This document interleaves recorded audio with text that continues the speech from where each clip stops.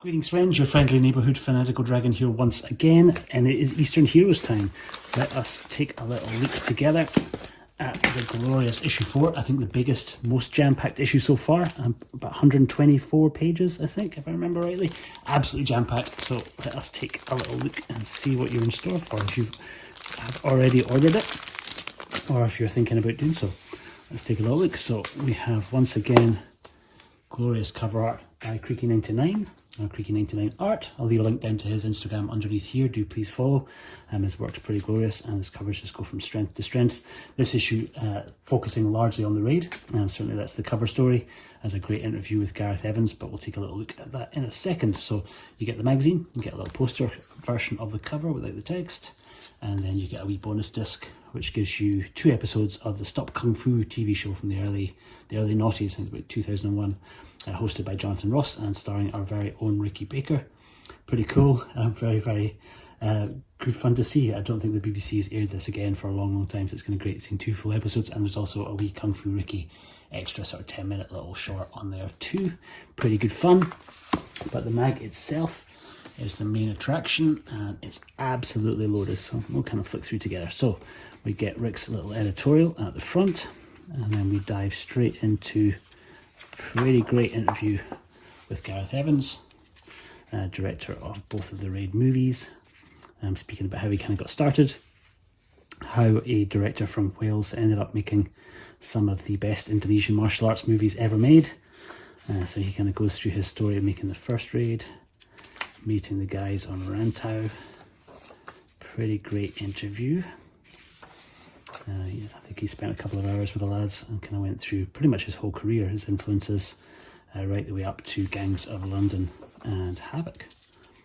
Pretty cool. He even speaks about a couple of projects that never happened. His Deathstroke project that was mooted, which would have been amazing to see, really. I would have loved to see him doing a DC movie. I think he would have done an awful lot of a better job than the ones that we did get post-Nolan. Then we get Chris Grant doing Chanology, speaking about his own little kind of history with finding Jackie Chan movies on VHS. Pretty cool, and specifically focused around Project A and his experiences of watching that for the first time. And then we get the Indie Kung Fu Innovator, 3 movies from Lee So Nam, which are pretty great. This is by Martin Sanderson, looking at some of the work from Lee So Nam, so The Hot, the Cool and the Vicious. I think he also focuses on The Secret Rivals, on Green Jade Statuette. Speaks a little bit about Fist of Fury 2 as well, which Lee Soy Nam directed, probably arguably the best sequel to that movie, certainly better than the official one, and it's pretty cool. Then we get Chris Grant's articles on the Raid and the Raid 2, and along with them, glorious reproduction of Neil Davies's illustrations that he made for the 2 movies. Pretty awesome to see these represented here. Very cool. I think you can actually get these as prints. I'll leave a link down underneath to Neil Davies's Instagram page, and you can follow a link to that if you kind of wanted to pick up any of these as actual prints, which are well worth doing. Glorious, really nice covers for the 2 movies. Then Martin Sanderson's done the Wang Yu connection, looking at Jimmy Wang Yu, who we sadly just lost last month. He passed away, so this is kind of looking at his connection to Jackie Chan.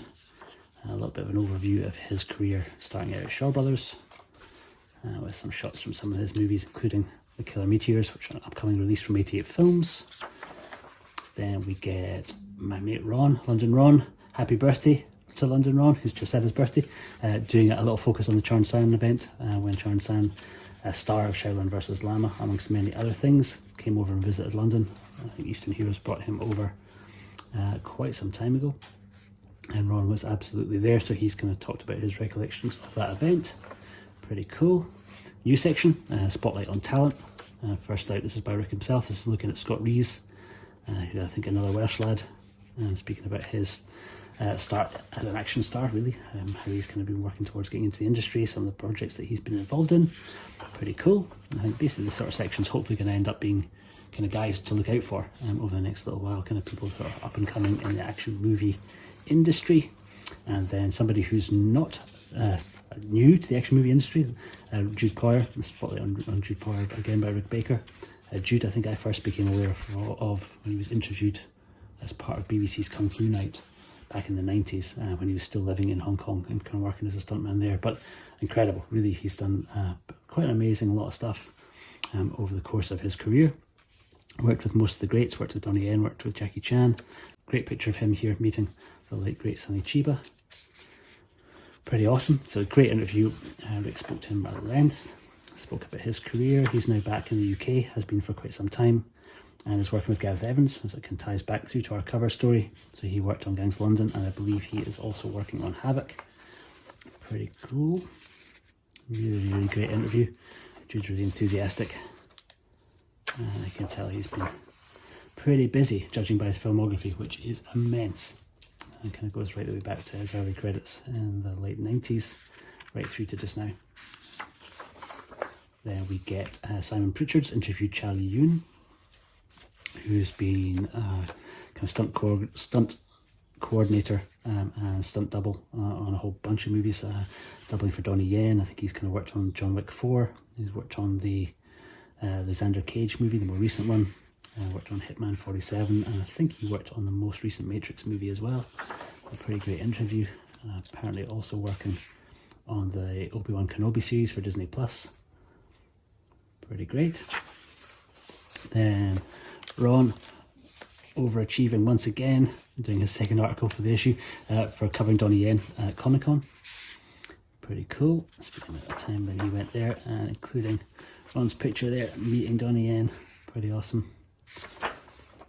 Then we get a Jackie Chan's Missed Opportunities in Italy, interview with Lorenzo De Luca by Thorsten Buss. Talking about, talking about a couple of the productions that Jackie was involved in through some Italian production companies. Most notably The Dragon Blade, with John Cusack and Adrian Brody, which did come out, but it's a bit of a confused, very strange movie. Interesting to see that covered.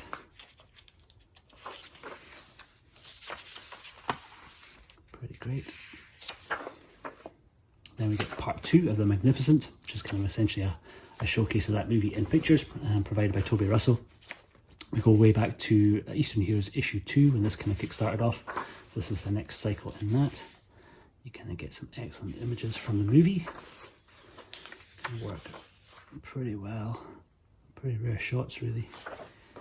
One that I've been holding out myself for quite some time. This is Marsha Bonforte's second part of her Chen Sheng article, crossing the Changche Bridge, speaking about the incredible Chen Sheng in his career, looking at the work that he did with Changche.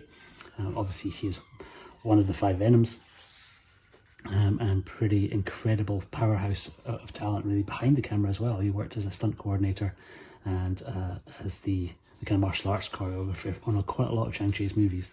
And sort of speaking about his career, along with some great stills from some of the movies that he was in. Excellent poster for Invincible Shaolin there. Fantastic.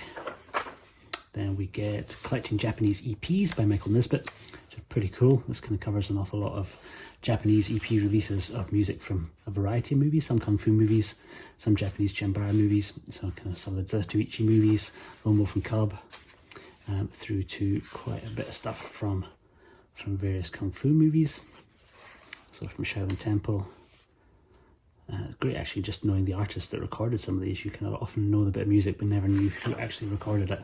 This can actually end up being a pretty good reference, including the Monkey TV show, which I grew up absolutely adoring.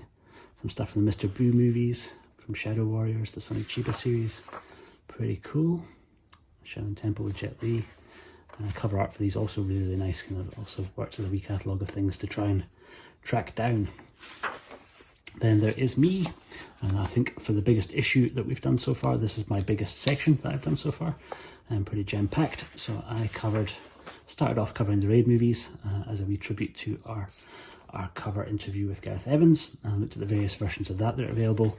The Raging Fire release that kind of came out through Cine Asia pretty recently. 4 of the most recent 88 Films Shaw Brothers releases, so I covered Legendary Weapons of China, Flag of Iron, Monkey Kung Fu and Shaolin Mantis.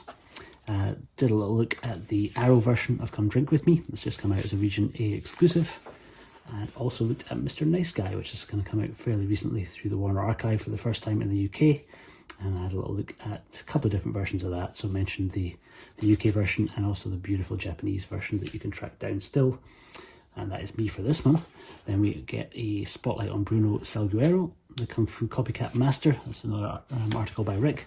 Bruce is absolutely incredible. If you're not following his Instagram account, jump over and do that straight away. He does incredible reproductions of certain sequences from classic movies with a bit of a comedy spin, but there's no denying how incredibly physically gifted that guy is. He works for it very hard. His training regimes make me exhausted just watching, but pretty great interview. I think Rick interviewed him on his, or he was interviewed by Rick, sorry, on his YouTube channel, and then he's returned the favour doing an interview for the magazine. But seems like a really cool guy, very good interview, and definitely check out his YouTube channel and his Instagram page. Really, really entertaining content.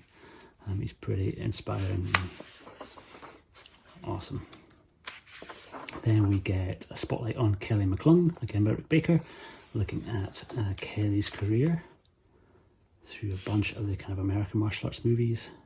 I think he doubled for Michael Dudikoff in the American Ninja movies, and played a few different parts in those films, usually behind the scenes, but pretty great.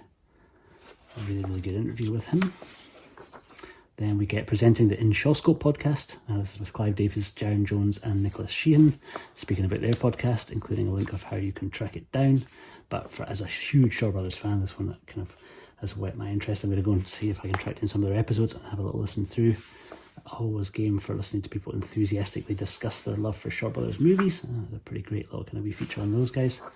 Then we get Alan Duncan returning with another part of his Kung Fu movie poster collectors series, and interviewing a few more different collectors around the world. So this time he speaks to Matthew St. Pierre, originally from Montreal in Canada, but now living in South Korea. He also speaks to Thomas Gross, a German collector who we've spoken to before, to Paul Dre, to me.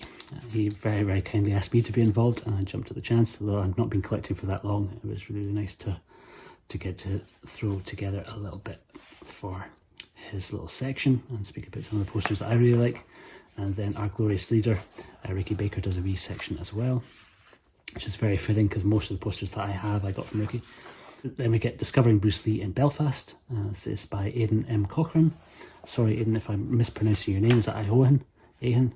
I'm very, very bad with Irish pronunciations, but he's telling his experiences of discovering Bruce Lee whilst living in Belfast in the early 70s. Pretty great section, how he kind of got into training in martial arts. Really kind of good little personal account. Then we get The Show Don't Go On, The Wild, Wacky, Wonderful World of Failed Martial Arts TV Pilots by Jason Mcneill. This is pretty cool, looking at some of the attempts to try and make martial arts based TV series in the States. So he looked at Men of the Dragon, Force 7,